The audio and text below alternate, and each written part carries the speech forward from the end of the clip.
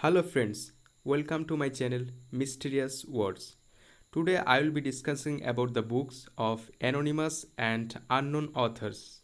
So I have prepared the complete list of books of which authors are either unknown or undetermined. So watch my full video without skipping it. If you like, please do subscribe, like and don't forget to hit the bell icon. So, without delaying, let's start it. The first one is Beowulf. Beowulf is an Old English epic poem consisting of 3182 alliterative long lines. It is possibly the oldest surviving long poem in Old English. Period. The second one is a Yorkshire tragedy. A Yorkshire tragedy is based on real events. The terrible slaughter of his own family by a deranged husband. A Yorkshire tragedy was sometimes assigned to William Shakespeare, though the modern critical consensus rejects this attribution and favoring Thomas Middleton. The third one is Everyman. Everyman is a morality play, an allegorical drama that teaches a lesson about how Christians should live and what they must do to save their souls. The next one is Gamma Garton's Needle. The Gamma Garton's Needle is one of the earliest comedies written in the English language. It is thought to have been produced in 1533. The author was identified in the manuscript only as Mr. S, Mr. of Art. This is believed to have been William Stevenson, who is listed as a Master of Arts of Christ's College, Cambridge in 1553 and is known to have produced plays there from 1550 to 1554. John Steele was also formerly reputed to be the author of this English comedy drama, Gamma Garton's Needle.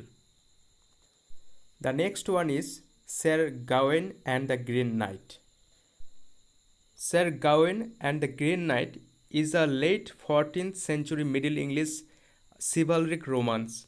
It is one of the best known Arthurian stories and is of a type known as the beheading game. The next one is the Arabian Nights. 1001 Nights is a collection of Middle Eastern, West Asian, and South Asian stories and folk tales compiled in Arabic during the Islamic Golden Age.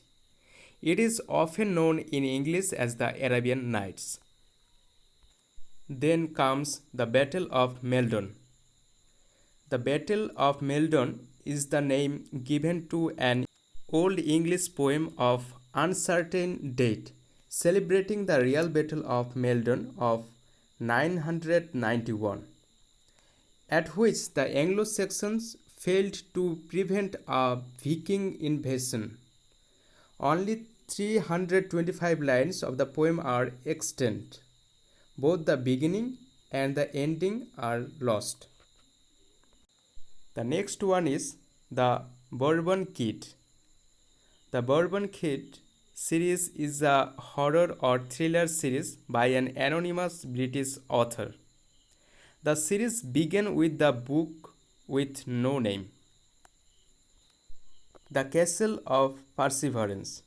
The Castle of Perseverance is a 15th century morality play and the earliest known full-length vernacular play in existence.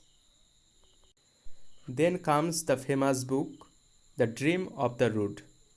The Dream of the Rood is one of the earliest Christian poems in the corpus of Old English literature and an example of the genre of dream poetry. The next one is The Owl and the Nightingale.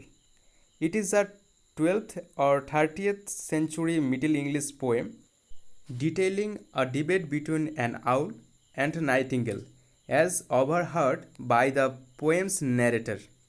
It is the earliest example in Middle English of a literary form known as a debate poetry or verse contest. The Quran. The Quran literary meaning, the recitation is the central religious text of Islam, which Muslims believe to be a revelation from God. It is widely regarded as the finest piece of literature in the Arabic language. The next one is the Seafarer.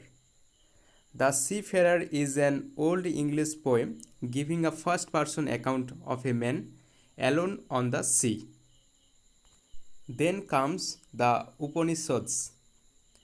The Upanishads are considered by Hindus to contain utterances concerning the nature of ultimate reality, that is Brahman, and describing the character of and path to human salvation.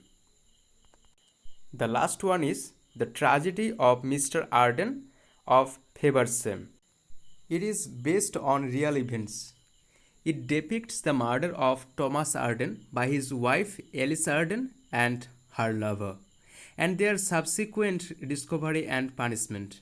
The play is notable as perhaps the earliest surviving example of domestic tragedy, a form of Renaissance play which dramatized recent and local crimes rather than far off and historical events.